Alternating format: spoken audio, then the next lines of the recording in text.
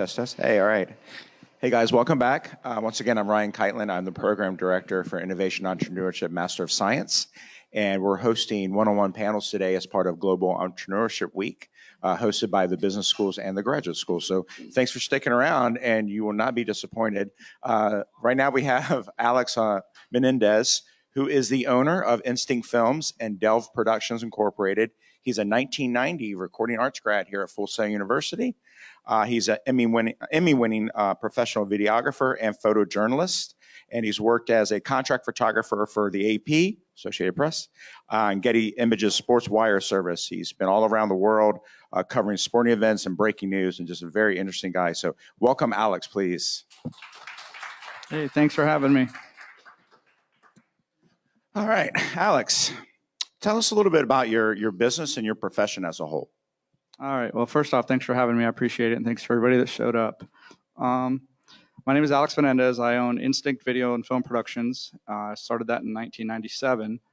And I'm also a co-owner of Delve Productions Incorporated, which is based here in Orlando. If you Googled me, you probably saw a really bad website. I haven't updated my site since probably 1997 when MySpace was out. So that's, yeah. Ooh, I heard that. Yeah, it's true. There's a reason for that. Most of the business that I get is word of mouth. So I graduated in 1990 from here, went to work at LJ Productions in Fort Myers, Florida, because they were the only production company that would allow me to dive. I was an underwater film photographer. I was a surfer, and they were the only ones that would basically let me into their stable as a professional videographer. So I went there and worked there for about 7 years. During that course, I learned how to edit on the Avid system. I used to shoot Betacam. We were shooting U-matic 3/4 video, which is old school stuff, but at the time that was the broadcast norm. And I was able to hone my skills there and work my way up into a professional editor, which is not what I wanted to do. I wanted to be a shooter, but I found that learning the trade on both sides, how to capture the image and then how to edit it, was going to make me more money. So I started, learning that until I became a full-time editor. I was making a decent living and realized still that that's not exactly what I wanted to do. So I kind of talked to my boss about going back and saying, I want to shoot more. So we hired another editor, and I was able to get back into the water and to get back and shoot. Around that time, we hooked up with the Travel Channel, which was just a fledgling broadcast network that was starting up. And we were able to start traveling the world. So I basically had it all. I was a shooter. I was shooting in Spain. I was shooting in Alaska. I was shooting all throughout the Caribbean. And I basically just got lucky. I was pretty decent at what I did, I guess, because they kept me on board. And it was around that time that we started getting notoriety for a small production company in Lee County, Florida, in Fort Myers. And that's when I won my Emmy. It was for underwater, basically shooting sharks for the Travel Channel. So all in all, I felt like I was on top of the world. I had everything going for me. But after 7 years, I realized that there was more to it, and I wanted my own company. So that's when I decided to break off. And it was scary. It was really scary. And basically learning what I learned over the past 7 years taught me that I was going to be able to start my own company. So I took the plunge and I started Instinct in 1997, moved back to Orlando. And basically that's where it started. Yeah, that's great. That's great. And, I guess coming out of school to where you got to where you were in a position where, you could work underwater and do your camera work. How did that transition happen from graduating from or working while you were here maybe, and then getting into that your first stepping stones? How was that? Yeah, the course that I took was the Recording Arts and Media course, and it was a 9-month course. After 9 months, I got my certificate. It wasn't a graduate program at that time like you guys you're getting. It was 9 months, and basically you had to find your own internship and work at that internship for 3 months before you officially graduated. So there was 45 students in my class. About halfway through, I realized, crap, I've got 44 competitors basically looking for the same job at Universal or Disney here for an internship, and I didn't want to do that. I didn't want to go that route. So I started on my own, and by the 4th month, I'd already had my internship set up. So I still had 4 months to go, but I realized ahead of time, competition is going to be fierce. There's a lot of people out there wanting to do sort of the same thing I want to do. So I got to jump on it ahead of everybody else. I was fortunate that I was able to start working at LJ Productions down there in Fort Myers. One of the really cool things that Full Sail did for me was set me up. The recording arts and media at the time, like I said, I went to school because I wanted to be a camera operator. I wanted to be a DP. So I learned the lighting. I learned the camera. That was easy. That was cake. That's what I wanted to do. But we also had to do makeup. We also had to do script writing. We also had to do engineering for audio, which personally I'd hire somebody to do that sort of stuff because I suck at music. So the fact that I had to go through and learn some of the other trades before I was actually able to graduate was very, very eye-opening, because when I did get into the real world, like I said, I wanted to be a camera operator, but I also had to talk to clients. I had to work with clients. I had to assemble gear. I had to scout locations. I had to travel. There was so much other stuff that I didn't prepare myself mentally for, that I'm glad that when I went to Full Sail, they spread my wings and made me do certain things. So there's things that you guys might be taking in your business class that you're not interested in per se, or think might not apply to you. But trust me, it's good to be well-rounded. You need to know every aspect of the business that you're going into. I don't know if you're going to be in sports management. I don't know if you're going to be in music. I don't know what your particular genre is, but it's good to know the ins and outs of it all the way around, because sometime when you think you might not need that particular skill, it's going to come in handy. You know, That's great. Talk about being working in the field, first of all, and that decision to kind of go out on your own. How did you come to that? Was there a pivotal moment that made that possible, or was it just time? Like, how did that my happen? boss was driving me nuts, and I figured I had to get out. So let's go, take the jump. No, the production company that I was working at, like I said, I'd been there for 7 years, and we had gotten busier and busier and busier. And like I said, I was becoming more of an editor, which I didn't really want to do. So we landed a movie with Ernest Borgnine. I don't know how many of you remember that guy, but it was a feature film that we started to work on.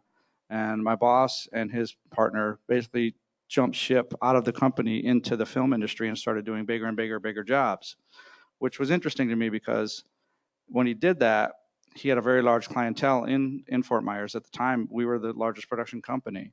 So when he started shooting this feature film and had all these people coming in and a crew of 40 or 50 people, all of his local work started getting like left on the wayside. The clients that he had that had gotten him to that point, he almost abandoned them. So it kind of forced me to take over to save his business. There was 3 or 4 of us that were filling in all the gaps. And after the course of a year, when he was gone and he wasn't the face of the company anymore, I realized that I was basically keeping the company going. I could do this by myself. It was a very eye-opening experience. And I let him know at that time that, I'm giving you 1 more month and I think I'm going to leave and head back to Orlando. And he was pretty disappointed. He was actually kind of pissed at me, to be honest with you. He's like, "What are you doing? I taught you this, I taught you that." And I'm like, "No, you taught me for the first year, but this was 6 years later. And I've seen where he'd been bailed out a couple times before by his father, who was very well-to-do, and it was almost like a hobby for him. Where with me, it was a job. I had to make a living. I had a family to feed and that sort of stuff. So I basically just told him, I'm going to give you a month and then I'm leaving. And what was funny was 2 or 3 of the other employees at the time said the same thing, that, thank you, but no thanks. You've been good to us, but you haven't been great to us. And we see where you're kind of driving the business into the ground. So it was at that point that we decided to take the leap, and we all left. And the 5 of us still almost 30 years later, 26 years later, we're all fairly successful in what we did. So we're thankful for him. He came around eventually and we're all friends. Everything's good. But there comes a point where if you're a business owner and you have employees, if they help to get you there, then you have to respect them and realize that they're doing it to help you and to help themselves. It's not you do something for you, I do something for me. You have to respect each other, learn from each other, and try to grow with each other. Now taking that up, that's a big opportunity, kind of a big risk. I mean, was it scary at all? Was it, did you worry about like going on your own and not being an employee? Yeah, it's scary to this day. It's 1997. I started my own business, and I still wake up every morning and wonder what I'm going to do next. It's kind of weird, but yeah, it was a big leap. At the time, a beta cam cost $30,000. I'm jumping out of school. I have student debts and a house payment, and I'm trying to buy a camera for myself. Like I said, luckily I had established clientele that was going to allow me to continue on and make my payments and still get me more work. So yeah, it was a very scary risk. And I'm sure I'm not sure, like I said, I don't know what everybody here is going to be doing, but if you really want to do your own business, if you really want to work in the field, you gotta take the step. It's not going to hurt you. You guys are young. You all are very smart. I've heard some stories about you guys. You guys are amazing. But yeah, it's a scary step, but you have to take it sometime. You're not going to want to sit around and work for somebody else for the rest of your life. So, get your education, learn what you can learn, play off of other people. You guys are all here in this room together, and you guys still have each other as a team. So I would study. In my field, it's a little bit different. I'm a professional photographer, videographer, and we have different people that do different specialties. You have the makeup artists, you have the audio guys, you have the lighting guys, you have the camera operators, you have script writers. And we all have to work together as a team to get to the end result and to make the client happy. Nothing's going to work if you're not making the client happy at the end of the day. So going in, you just got to know we're here as a team. Everybody's got to work together and learn as much as you can. And even if, like I said, even if it's not your field or if it's not your genre, still pick other people's brains and learn as much as you can about the industry or your particular job while you can. You mentioned working with clients. Can you maybe give some examples of that? Some of the bigger clients you work with, or the more interesting ones, and maybe some challenges, or maybe some great stories from that. Sure. Some of the larger clients I work with Delve, which is my second company. We work with AAA. We work with McGraw-Hill. We work with the American College of Surgeons, which sounds very boring, but it's actually very interesting. The American College of Surgeons is a conglomerate of different doctors across the world. And it's not a college per se like Full Sail is. College is a made-up word that they take the best doctors from each country and they put them onto a board. And that board determines every year basically the proper procedures for surgery. So if you're going to go in and do surgery on a particular person, there's basically rules, step A, B, C, D, E, F, G, and these are the people that write those rules. Well, they do a lot of video training, they do a lot of online training, Skype training, that sort of stuff. So I've been fortunate enough to be able to get into that particular field. I've been doing medical for over 20 years, and it sounds really, really boring, but it's really fascinating because you're working with different cultures. You see how different cultures do the same type of procedure, but they go in different roundabout ways. So I'm trying to figure out the point. No, it's just, shush. No, it's pretty cool because we get to go to, I've been to Haiti and I've seen hospitals there which are just make, sheets in a room. And then I've also been to Walter Reed where I've got to experience trauma from soldiers. And it's just different to see how the world works in different ways. But at the end of the day, you can still present the educational tools to the doctors to get the proper procedures done.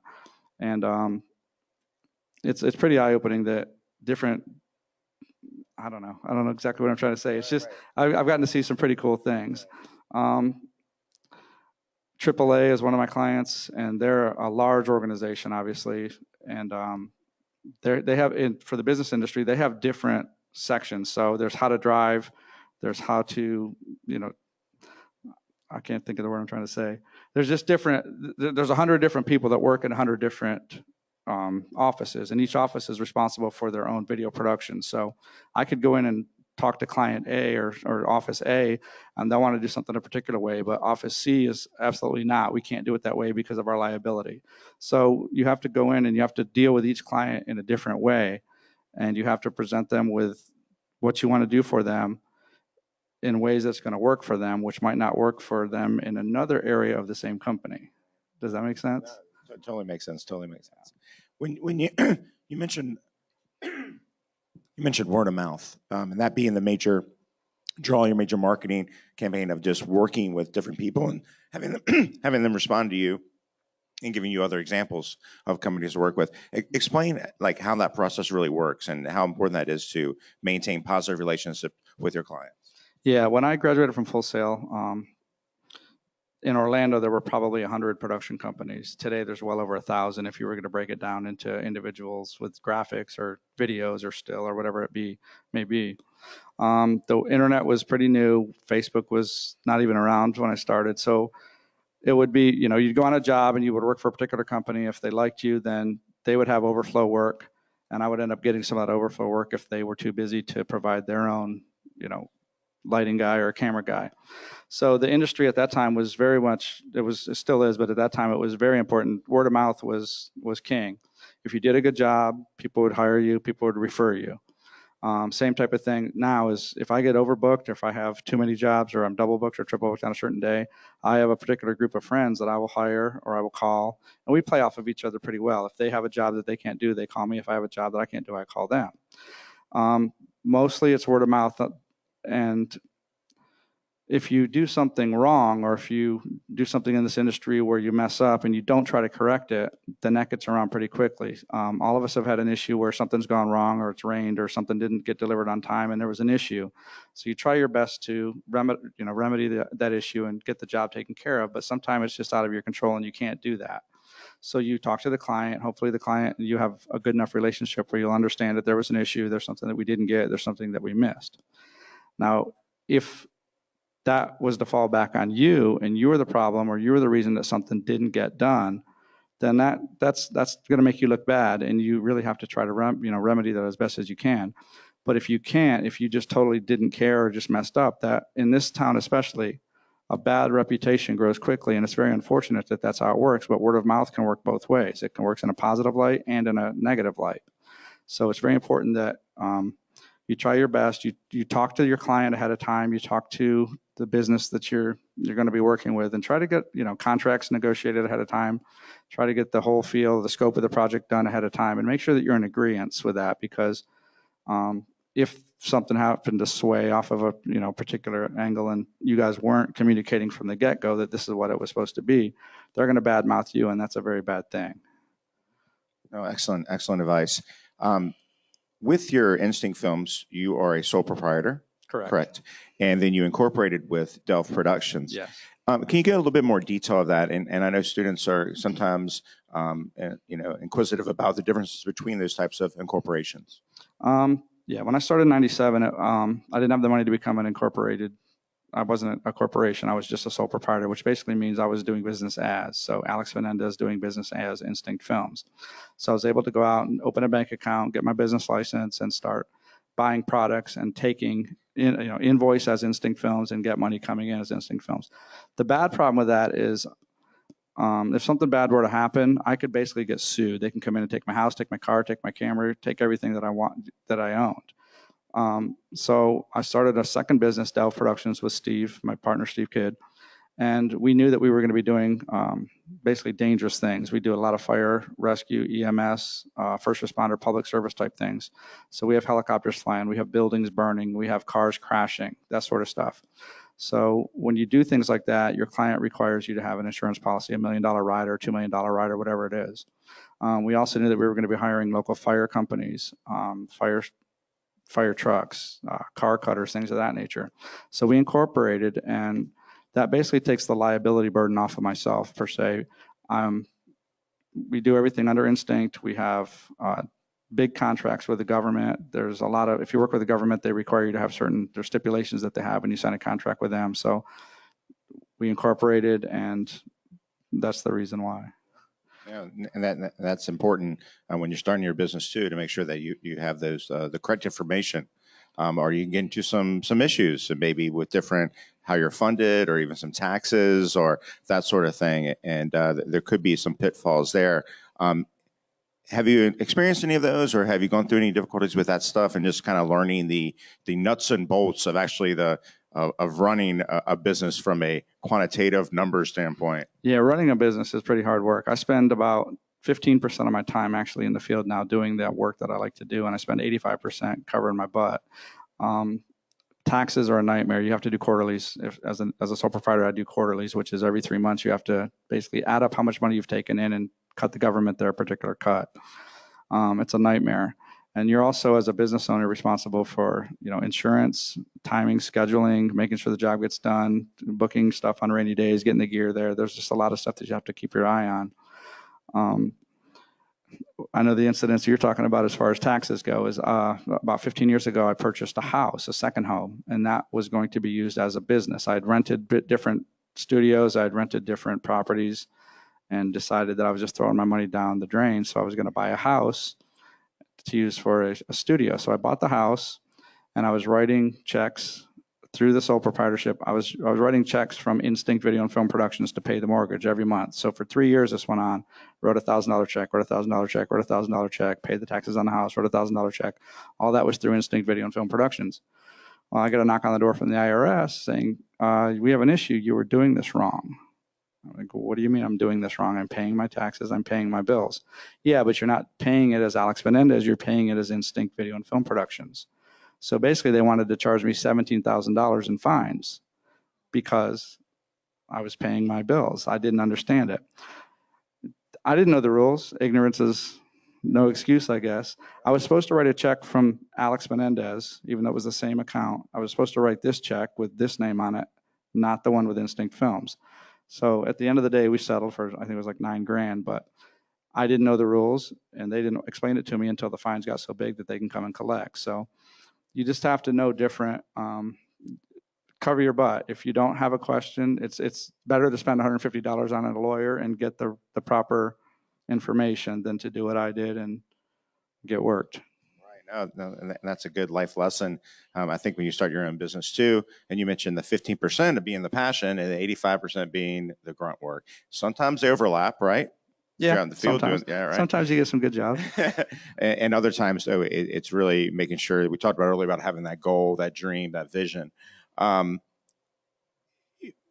think in general, when you're out there doing your job, and not necessarily, is there any like negatives associated with actually the passion part of your job, even though that you really like filming and you really like, traveling and doing that, or any negatives associated with that being your own business? Yeah, don't get me wrong, owning your own business is the bomb. It's the best. It's the best in the world. A lot of people start their own business because they say, I don't want somebody telling me what to do. Good luck with that, because when you own your own business, you have 100 more people telling you what to do. You're not responsible for making that client happy. You're now responsible for, like I said, making sure everything runs smoothly. It's a lot of work and it's a lot of time. You spend double, triple sometimes the amount of time that you would if you work for another employer. The benefits are that when you do own your own company, you can say no to things. You don't have to always take the jobs. You don't always have to travel. You don't always have to do what I say you don't always have to do what the client says, but you have more leeway to change their mind to tell the client how to do the job correctly. Sometimes their vision isn't always what you can do. Sometimes they don't want to pay enough. Sometimes they have grand visions, things like that on a shoestring budget, and you need to let them know that, this can't be done. Now let me show you how we can accomplish this, or let me show you how best we can make your product the best for the amount of budget that you have. And sometimes you can make changes in such a way where they're actually happier than what they were coming in, just based on your experience and what you can do. So yeah, it's a lot of work. It's not always fun, but for the most part, I would say if you had a chance to start your own business, I would start your own business. It doesn't mean that you can't go to work for somebody else later down the road, but you can at least get the experience to understand what they're going through. So when they ask you to do certain things down the road, you'll know why. Yeah, that's great too. When you're out there filming, and you mentioned sharks earlier, I don't know if anyone caught that. I'm thinking Shark Week right away. Don't know if that was part of it, but what was the coolest, interesting thing that you've worked with? Like what was something that was really like just amazing for you? Oh man, it's nuts. I know that's probably not easy, but no. One of the ones. One of the coolest things, believe it or not, and I'm not even into this, was the last couple shuttle launches. I was able to get in with NASA pretty tight, and I was able to set a lot of remote control cameras in places that most people weren't able to get to. And a lot of the people from NASA and a lot of the other shooters were very helpful in that, where we were able to go into the vehicle assembly building, and I was able to talk to some of the astronauts and set cameras, basically underneath the rocket, not underneath it where they were going to get ruined, but that was pretty interesting. One of the coolest jobs, I think, though, was when I graduated from Full Sail. About 2 years after I graduated, I got heavily into the film industry. I was starting to do a lot of 16 millimeter film, and I was asked to assist on a job in New York City. It was a 10-day shoot for the New York City Convention and Visitors Bureau. And John Nixon was the DP. He was the director of photography, and I was basically the first assistant. So I was the guy taking the camera apart, assembling the camera, getting the lenses cleaned, loading the film mags, unloading the film mags, taking the tripod, loading everything. I was basically a grunt, but I had the time of my life. We got to work with Rudy Giuliani and Katie Couric and Mark Messier, who was a big hockey player at the time, and the New York Knicks. So it was a pretty cool 10 days. James Earl Jones, Darth Vader, he was the voiceover. So yeah, that was a pretty cool gig, and that thing went worldwide, and my name was in the credits. So for me, this little kid from upstate New York farm, working 100 miles away from New York City, it was like a highlight of my career. It was pretty cool. Yeah. Nowadays, I'm mostly into sports. I do a lot of video and still stuff, but mostly stills for Getty and for AP. And I've gotten to do Super Bowls. I've done World Series. Haven't done the Olympics yet, but that's coming up shortly. So working with a lot of the professional athletes is really cool, and studio stuff with them is really cool. As a little kid, I used to collect trading cards, and now I have trading cards. A lot of my photos are on those cards, so it was pretty cool. Pretty cool. That's a cool moment right there when you realize that. That is awesome. Many of our Full Sail students are interested maybe in starting their own business, or maybe even exploring the option to, or being a leader in the field where you use those business type skills. Speaking of today too, in the world that they're going into, any final advice you have for them? Yeah, I would say work together, first of all. You're in school right now. If you have questions, ask your instructors, ask your teachers, ask some of the other students. You guys are so lucky to have the internet out there. It was literally books and hands-on experience for us to figure out how things worked. And unfortunately, a lot of the mentors or a lot of the people that were working in the industry would tell you just enough to get by, but they wouldn't tell you all their secrets. They wouldn't tell you the proper way because they were, let's face it, they were kind of worried for their jobs. Now the internet is so accessible and you guys have so much access to this sort of stuff. I would just study. And internships, believe it or not, are the way to go, I still think. I think when you get out there and you actually work in the real world, even if it's for just 3 months, learn everything you can. Look at the nuances, look at the tips, look at the tricks that you can learn, and just get your real hands-on experience. There's going to be dilemmas. You're going to have things going on in your internships where you might be confused or you might not totally get everything. That's the time to learn. That's the time to ask the questions. And like I said, just play off of each other. Use each other as your, I don't know the word I'm looking for, but confidants. Yeah, confidants. Yeah. Yes. Take advantage of this while you can. And definitely think about starting your own business. I mean, the world needs smart people like you. You guys are so brilliant for coming to this school, and they teach you. They really do teach you a lot at this school. So, I mean, there's no reason you guys can't be world leaders. Look at who we have right now. I mean, sorry. Fantastic, Alex. Well, we really appreciate you coming today and giving your advice and everything. So I'm going to open up to the students here and students online, of course. If you have any questions for Alex. Good morning. Hey. Hi. I have a couple questions. Sure, hit me. As I was listening, let me see where I want to start. I write all my questions down.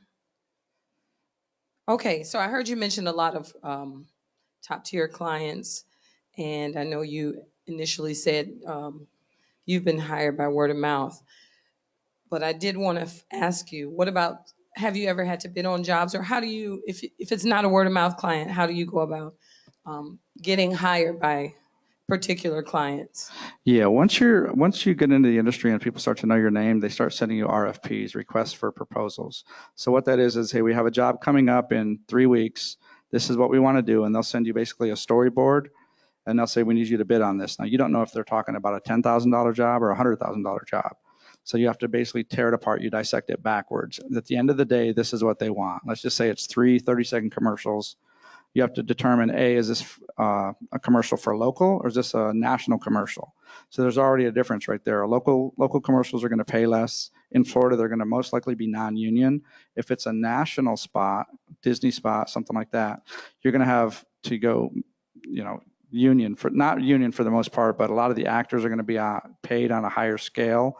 A lot of your, the music is going to be on a higher scale. So you need to basically dissect it backwards. I call it, when I look at a photo and I want to see how it was shot, take a step back and look at where the shadows fall and where it was lit and how they did it. And I can normally figure out how it was lit. For these clients, you have to go in and find out, are they a national company or are they a local company, and work your way backwards. So you come up with a number, let's just say 60 grand. And you say, okay, I'm going to have 10 actors. Well, you multiply what their cost would be and divide, take that out of the 60 grand. Then how many days shoot? Is it an indoor shoot? Is it an outdoor shoot? Are there lighting? Are there special effects? So you just have to kind of break it down backwards. And that's how I do it. Okay. Question 2, and I'm gonna pass it along. No worries. Trying to decide which one I want to prioritize. We can get together later. Okay, we can. Okay, so what are your efforts? Because again, this ties into all of the work that you're doing in photography, and I know the industry is changing. The technology is changing. So how are you staying current? Like, I know I've heard you say you work with this type of camera, this type of equipment. So how are you staying current with what you're shooting? I mean, are you taking classes? How are you staying current in your knowledge? As far as the equipment goes, as far as staying current, I own a ton of cameras, but everything's going 4K now. So the clients are expecting more, they're demanding more, even though they might not know the differences. They're the person in charge, and this is what they've been told. So if you can't afford to get the newest 4K camera or rent the $30,000 lens, you just rent it. At this point right now in my life, it's easier for me just to rent some of the gear.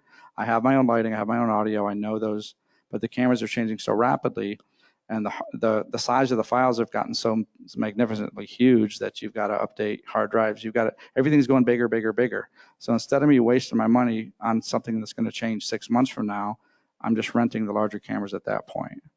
What was the second part of the question? It was, do you still maybe like take certificate courses? Do you go to training? Yeah, I took a course at UCF a few months ago. It was a how to blend course, and it was basically a course on how to create your own class. And that's what I'm doing right now. Is I'm in the process of putting together special training videos to teach certain aspects of the photography industry. So I'm doing that.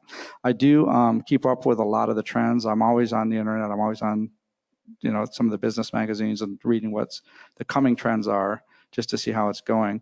But I also play off a lot of the friends that I have. I did a shoot last night real quick, and there was 4 photographers there, and we talk shop sometimes when we're not always working. We have a little bit of downtime. We say, did you see this? Did you see that? Oh, how about this newest upgrade? And it's, at this point, locally, it's still almost like a word of mouth again. Did you see this? Did you see that? I heard this one doesn't work. And that's how we do it.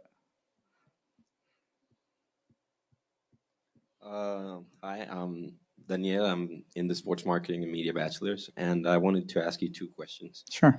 First is, well, you talked about word of mouth and all that, but given all the social media and new marketing that there is, like, do you plan on sticking with word of mouth, or do you plan to expand onto other marketing strategies?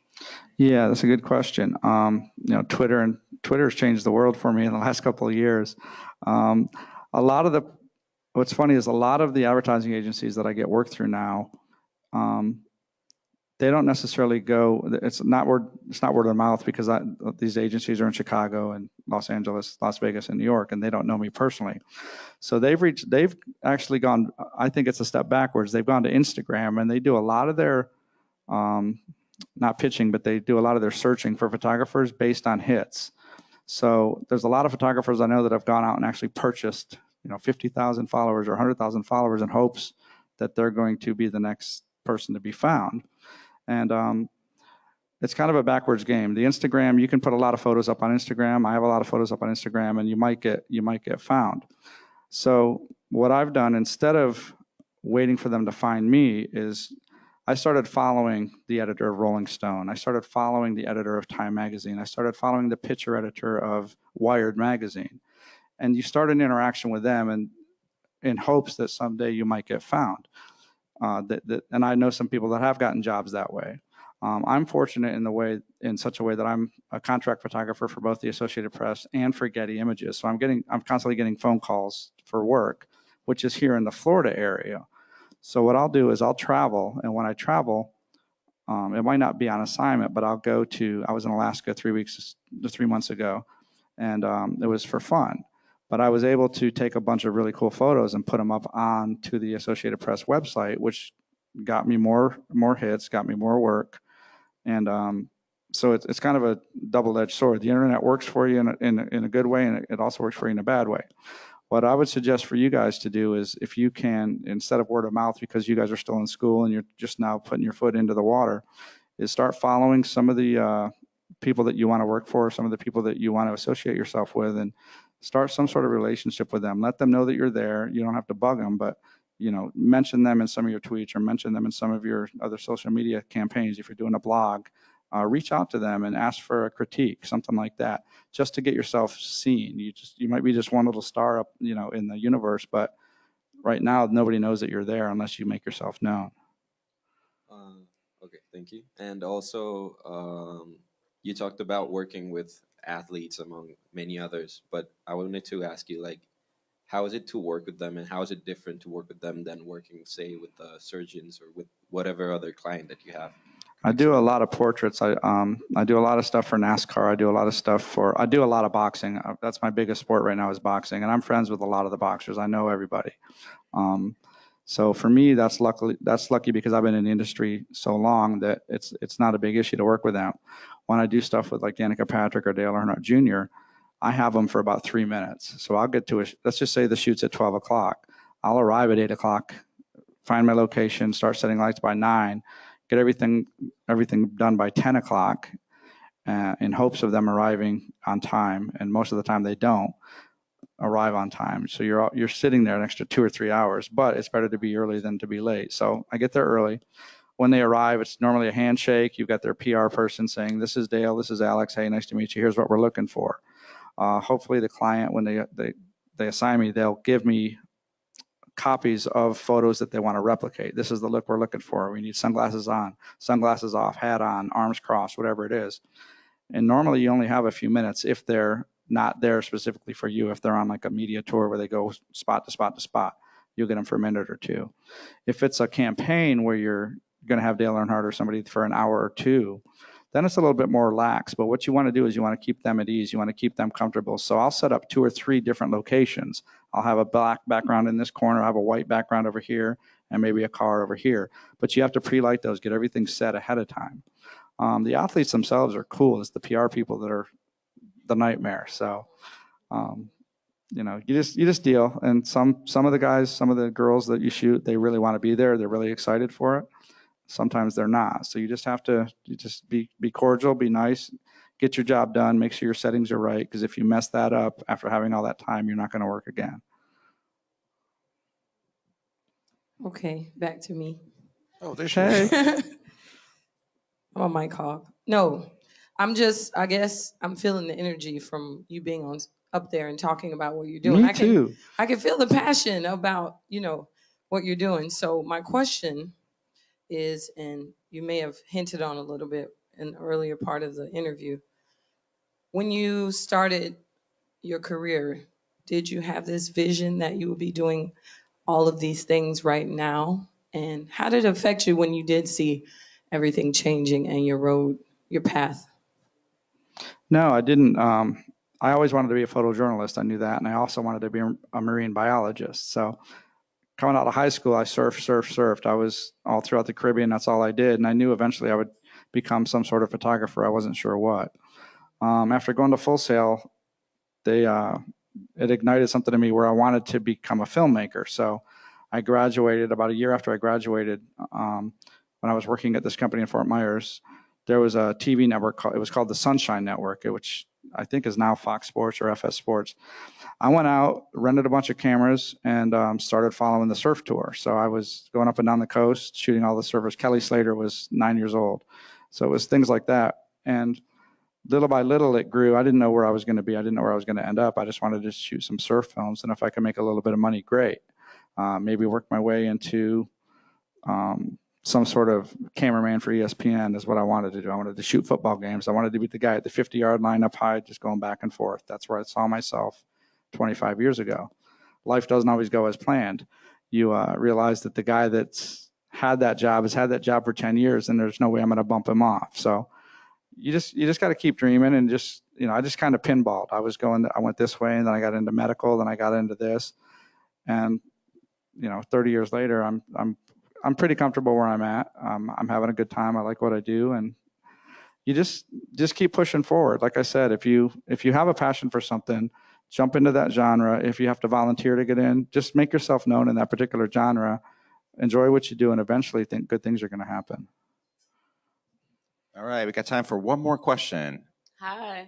Hey. I have a question on how you create your value in your work, because I understand you said you had about 40 classmates, so that would be a lot of competition. But how would you kind of establish your budget if you know that your work is great and others are well? But how would you know that this is if your work is quality and you know you worked hard on it, how do you know what price? Yeah. Or like, and how that's acceptable so that word of mouth could say, okay, yeah, that's a good affordable Yeah, no. Like I said, if you have like I said, boxing is one of my biggest things right now. I fought for a while, and then I got out of that and got into the boxing industry. And I know a lot of the fighters. I know a lot of the fighters coming up. I know a lot of the trainers, and I've kind of established myself in that market. So people know my name. If you say boxing and photographer, a lot of times my name is going to come up, and I'm fortunate in that. I take the time to learn about the particular boxers. I take the time to learn how to light them. They all have a certain style. And if you know that and you're schooled enough where you're good at what you do in that particular craft or particular field, you're going to get known, which is going to make your value increase. By doing things repetitively, you get better and better and better and better. And when you mess up, you realize that you messed up, and it teaches you how to become better. So for that particular sport, my value is good. I'm not sure exactly what you do or what you want to do, but if you stay in that industry that you're in, music, sports, whatever it is, and you treat people fairly, you do a good job, and you're very passionate about what you do, you always go the extra mile, take the extra step, do the extra thing that you didn't have to do, that'll eventually get noticed. Somebody's going to notice. It might not be the money man, it might not be the producer at the time, but word of mouth there will say, oh, did you see what she did? She didn't have to do this, but she did it. Or they say, okay, you have choice A, B, or C, and you happen to be C, and everybody picks C. Somebody's going to say, okay, there's something here. This girl's got what it takes. Everybody keeps pointing to her. She must be good at what she does, and that's going to make your value increase. And eventually, you're going to become the leader in that field, and people are going to pick you out, and you'll be so good at what you do that you might have a chance to say, I don't want to work here. I don't want to do that. You'll be able to pick your own jobs. So just be passionate about what you do, and always just take the extra step. All right. Well, thank you very much, Alex. Give him a round of applause, please. Great speaking with you today. Thanks right, for guys. sticking around. I appreciate it. I hope I didn't bore you too bad. No, I don't think anyone's bored in this room.